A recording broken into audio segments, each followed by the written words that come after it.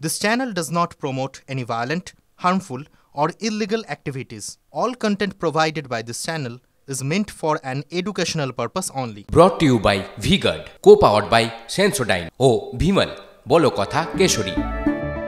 Associate sponsor Ultratech Cement। কথাই বলে বাঘে ছুলে 18 ঘা আর পুলিশ ছুলে 136, কিন্তু পুলিশকে ছুলে কি হবে বলুন তো? না, ছোঁয়াছুঁই খেলার মধ্যে যাচ্ছি না, যা বাস্তব সেটাই বলবো আপনাদের, দেখাবো পুলিশের অবস্থা। দেখুন, হয়েছিল গ্রামবাসীদের মধ্যে ঝামেলা অশান্তি। জানা গেছে যে প্রেম ঘটিত সেই বচসাই থামাতে ছোটে বীরভূমের মল্লারপুর থানার পুলিশ। সেখানেই অবস্থা, নিজেরাই রক্তাক্ত পুলিশ, বেধড়ক মার খেতে হলো। এমনই অবস্থা যে এক পুলিশ অফিসারের মাথায় 28টি সেলাই পড়েছে। সেখানে দুটি পরিবারের মধ্যে ঝামেলা চলছিল। অভিযোগ সেই সময় পুলিশের উপর গ্রামবাসীদের একাংশ হামলা করে, বাঁশ লাঠি নিয়ে মারা হয় তাদের। আর ঘটনায় আহত হয়েছেন এক এএসআই সহ আরও বেশ কয়েকজন। গেছিলাম, আমরা তো পড়ে গেলাম, তো কোনো কথাই শুনল না, দুম দাম ঢেল মারতে শুরু করলো। আমাদের তো দুটো অফিসারকে মাথা ফাটিয়ে দিয়েছে। আসামি আমরা ধরলাম, ধরার পরে ওদের একটা ছেলে দাঁড়িয়ে ছিল, আমরা ধাক্কা সরিয়ে দিয়ে আসামিটাকে বের করে নিয়ে এসেছি। ওকে আমরা ধাক্কা ওদের লোকটা আমরা কি করে জানি, পিছন দিক থেকে ঢেল মেরেছে আর মাথায় করে লাঠি দিয়ে বাড়িয়ে দিয়েছে, এবং হাত আঙুলটা কেটে গেছে। পুলিশের শেষে এই অবস্থা। তারা তো আইন রক্ষক, কিন্তু তাদের নিজেদের রক্ষা করে কে তার ঠিক নেই বলে মনে হচ্ছে এই অন্তত ছবিটা দেখে। ঘটনার পর অবশ্য আরো বিশাল বাহিনী পৌঁছয় গ্রামে, চলছে অভিযান। পুলিশের ওপর হামলার ঘটনায় জারি ধরপাকড়। ইতিমধ্যে বেশ কয়েকজনকে আটক করা হয়েছে বলে পুলিশ সূত্রে খবর। এক্ষেত্রে অবশ্য পুলিশের দিকেও অত্যাচারের অভিযোগে সরব গ্রামবাসীরা। তাদের দাবি ঝামেলা ঠেকাতে এসে পুলিশের দাদাগিরি শুরু করে, আর তার জেরে জল এত দূর গড়ায়। মালপাড়ার ছেলেদের সঙ্গে মালপাড়া নিজেদের ঘরে ঘরে ঝগড়া লেগেছিল। মেয়ে কাল রাত্রে প্রচুর মারে, আমি জানি না কাল কি হয়েছে। আজকে পুলিশ এসে দেখে আমি বললাম নিজেদের মধ্যে মিউচুয়াল করে নিই, এই বলতে গেলাম। আর আমাকে রেখে মার বলে মারতে লাগলাম, কোমরে আর উঠতে পারছি না। আর একটা ছেলের মাথা ফাটিয়ে দিয়েছে। আমার ভাইপোকে মেরেছে পুলিশ, আসামি ধরতে এসেছিল। পাড়ায় একটা ঝামেলা হয়েছিল, এই পাড়া ওদের ধরতে আসাতে সবাই দেখতে এসছে। আমার ভাইপো কলাটা ধরে ঘুষি কথা মেরেছে। পুলিশকে মেরেছে কারা? পাবলিক মেরেছে। এবার পাবলিককে মানে পাবলিকই মেরেছে, কত মারা হয়নি, ওরা আগে পুলিশ আগে মেরেছে, তারপরে পাবলিক মেরেছে। পুলিশকে সবাই মারছে, অর্থাৎ পাবলিক ক্ষিপ্ত, পুলিশ আক্রান্ত। এই হলো সহজ হিসেব, কিন্তু প্রশ্ন এরপর তো উঠবেই, উর্দিধারীদের এই অবস্থা হলো কেন? নাকি বলবো কেন হাল এত বেহাল? পুলিশ পেটানো কি জল ভাত এখন এ রাজ্যে? অন্তত আইন রক্ষকদের এই দুরবস্থা কেন? অশান্তি আটকাতে গিয়ে নিজেদেরই রক্তাক্ত হতে হচ্ছে। উর্দিধারীদের গায়ে এত হাত, মানে হাত তোলা এতটাই সহজ। পুলিশের ওপর হামলার মতো ঘটনা ইদানিং কেন এত বাড়ছে? পুলিশ কর্মীদের নিজেদেরই নিরাপত্তার এই বহর? প্রশ্ন এমন অনেক রয়েছে। অস্বস্তি বাড়ছে প্রশাসনের, অন্যদিকে আবার এই ঘটনায় চড়েছে রাজনৈতিক তাপ-উত্তাপন। যথারীতি এ নিয়ে শাসক বিরোধী দরজার সুর একেবারে সপ্তমে। ঘটনায় লেগেছে রাজনীতির রং। আমরা এর আগে দেখেছি 13ই সেপ্টেম্বর 2022 নবান্ন অভিযানের নামে বাইরে থেকে গুন্ডা নিয়ে এসে দেবজিৎ চ্যাটার্জির মতো পুলিশকে মেরে হাড়গোড় ভেঙে দেওয়া থেকে শুরু করে বিভিন্ন জায়গায় থানা ভাঙচুর, পুলিশের জিপ জ্বালানো। অর্থাৎ পুলিশকে এই ধরনের আক্রমণ করাটা বিজেপিরই কাজ। সুতরাং যারা করেছে তার বিজেপিরই একটা পরিকল্পিত চক্রান্ত। আমি আশা করব পুলিশ দৃষ্টান্তমূলক ব্যবস্থা নেবে, দোষীদের চিহ্নিত করে দৃষ্টান্তমূলক শাস্তি দেবে। বিভিন্ন জায়গায় এই ধরনের ঘটনা দেখতে পাওয়া যাচ্ছে। তার মানে কি প্রশাসনের উপরে জনগণের কোনো বিশ্বাস নেই? প্রশাসনকে বিন্দুমাত্র বিশ্বাস করছে না জনগণ। তার কারণ এই পুলিশ তৃণমূলের দালাল হয়ে কাজ করতে দেখেছে জনগণ, তৃণমূলের হয়ে কাজ করতে দেখেছে। তো স্বাভাবিকভাবে সেই পুলিশের উপরে সাধারণ মানুষের ভরসা থাকবে কেন?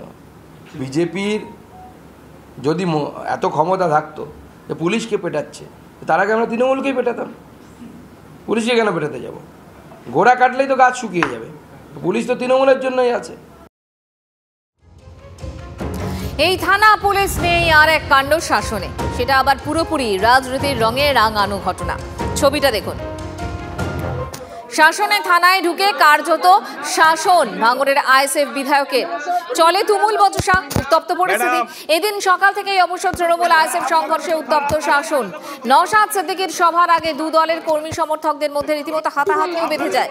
জানা গেছে আইএসএফ এর পতাকা লাগানো নিয়ে গন্ডগোলের শুরু, এরপর সেই জল গড়ায় বহুদূর। আজ বসিরহাট লোকসভার বেশ কয়েকটি জায়গায় সভা ছিল নওশাদের। সেই সভাকে কেন্দ্র করে ঝান্ডা লাগানোর কাজ করছিলেন আইএসএফ কর্মী সমর্থকরা। অভিযোগ, কেন আইএসএফ এর পতাকা লাগানো হয়েছে এই নিয়ে ঝামেলা হয় তৃণমূলের সঙ্গে। মারপিটের যে ছবি দেখছেন তা খড়িবাড়ি বাজারে। সেখানে যাদের হাতাহাতি তারা আবার দুই ভাই, দাদা তৃণমূল কর্মী, ভাই আইএসএফ এর। দুজনের মধ্যে ভরা রাস্তায় এদিন একেবারে ঝামেলা বেঁধে যায়। আইএসএফ এর এই কর্মীকে বেধড়ক মারধরের অভিযোগ উঠেছে। নওশাদ সিদ্দিকী এলাকায় পৌঁছলে পরিস্থিতি আরও উত্তপ্ত হয়ে ওঠে। অভিযোগ জানাতে থানায় যান আইএসএফ নেতা, আর সেই সময় এসডিপিও যে পুলিশ কর্মীরা ছিলেন তাদের সঙ্গে ঝামেলা বাঁধে খোদ বিধায়কের। রীতিমতো আঙুল উঁচিয়ে কথা বলতে দেখা যায় ভাঙড়ের বিধায়ককে। মেজাজ হারান তিনি। পুলিশ কর্মীদের দালাল বলে তোপ দাগতে শোনা যায় নওশাদ সিদ্দিকীকে। এক মহিলা আধিকারিকের সঙ্গেও নওশাদ সিদ্দিকী রীতিমতো তর্কে জড়িয়ে পড়েন। তীব্র উত্তেজনা ছড়ায় ওই ঘটনায়। জিজ্ঞাসা করেছে আইসি স্যার আছে, তার সাথে এসডিপি স্যার যে আচরণ করলো এটা বোঝা যাচ্ছে এসডিপি স্যার বায়াসড। আমি তো বললাম আপনি দালালের মতো আচরণ করছেন, আপনি দালালের মতো আচরণ করছেন। কিন্তু দুঃখের বিষয় একটু লাজ লজ্জা দেখতে পেলাম না। মানে এখানে ওনার সিনিয়র অফিসার থাকার পরে উনি সেখানে ইন্টারফেয়ার করছে। মানে বোঝা যাচ্ছে যেখানকার যারা সমাজ বিরোধী আছে তার থেকে তাহলে তাদের কি কতটা যোগসাজ। তবে এই ধরনের দালালি করে এই যে সমাজ ব্যবস্থা পরিবর্তনের যে লড়াই আছে আটকে রাখতে পারবে না। এরই মধ্যে গন্ডগোলের পারদ আরও চড়েছে তৃণমূলের পার্টি অফিসে হামলার অভিযোগ ঘিরে। শাসক শিবিরের দাবি যে এই হামলার পিছনে রয়েছে আইএসএফই। তারাই পার্টি অফিসে ঢুকে ব্যাপক ভাঙচুর চালায়, চেয়ার টেবিল সবই ভেঙে ছুঁড়ে ফেলা হয়। ওদের মিটিং হবে, ওরা মিটিং করবে। আমরা ঝাড়সাই বাড়ি ছিল, হঠাৎ করে আমাদের এখানে একটা ছেলে থাকে, ওরে তাড়া করেছে। ওইবার দৌড়ে বেরিয়ে পড়েছে, এসে পার্টি অফিস ভাঙচুর করে দিয়ে এটা আইএসএফের দল। মিটিং সেরে ওরা ফেরার সময় আমাদের পার্টি অফিসের উপরে মানে আঘাত এনেছে এবং পার্টি অফিস ভাঙচুর করা হয়েছে। আমাদের যে ছেলেটা থাকে রাজা বলে ছেলেটাও পার্টি অফিস খোলাখোলা করে, ওকে তাড়া করে সব পিছন দিয়ে পালিয়েছে। ওদের না মারধর ওকে করিনি, ও পালিয়েছিল তার আগে। যখন ওখানে সব দাঁড়িয়েছে বাইক নিয়ে, সব হাতে সব মেশিন টেশিন আছে, লাঠি সোটা আছে, তখন ও জানে তাগিয়ে পালিয়েছে। দেখুন, আইএসএফ একটা রাজনৈতিক দল যেটা বিজেপির টাকায় মদতপুষ্ট। আইএসএফের অ্যাকাউন্টে বিজেপির অ্যাকাউন্ট থেকে টাকা গেছে, এর আগে আমরা দেখেছি। তাদের কাজই হচ্ছে ভোট কেটে বিজেপিকে সুবিধা করে দেওয়া। আইএসএফ সেই দল যারা নিজেদের প্রতিষ্ঠা দিবসে কলকাতার রাজপথে বোমগুলি নিয়ে মানুষকে সন্ত্রস্ত করে, যাদের কর্মীরা প্রকাশ্যে টিভি ক্যামেরার সামনে বলে যে আমার বাড়িতে বোম রেখে দেওয়া হয়েছে, আমাকে বোম বাঁধা শিখতে হয়েছে। তারা ভোটের আগে সন্ত্রাস করে মানুষকে ভয় দেখাতে চাইছে এবং তৃণমূলের ভোট কেটে বিজেপিকে সুবিধা করে দিতে চাইছে, কিন্তু তাতে কোনো লাভ হবে না। মানুষ এদের আসল চরিত্র বুঝে গেছে। Brought to you by V Guard, co powered by Sensodyne ও ভিমল, বলো কথা কেশরী। Associate sponsor UltraTech cement.